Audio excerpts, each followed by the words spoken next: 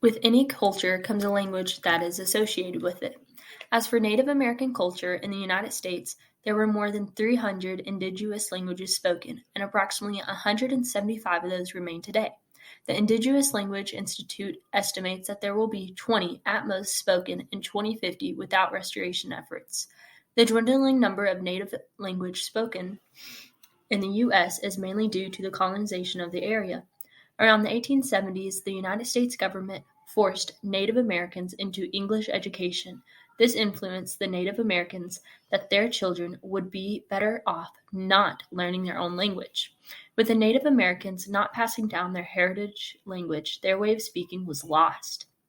Fearful of the emotional and physical punishments they would endure in school, Native Americans avoided passing on their language to their children. To acknowledge Native American culture, history, and identity, teachers must value the need to allow Native American students to use their non-standard form of English in the classroom.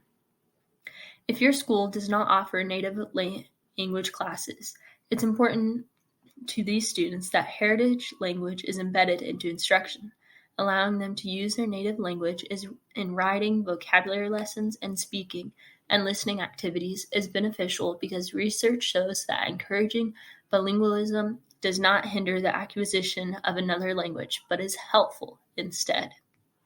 Incorporating our native languages in lessons helps to connect Native American students to their culture.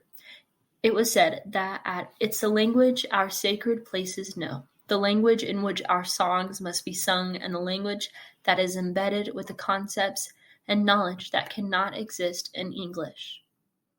Created using Powtoon.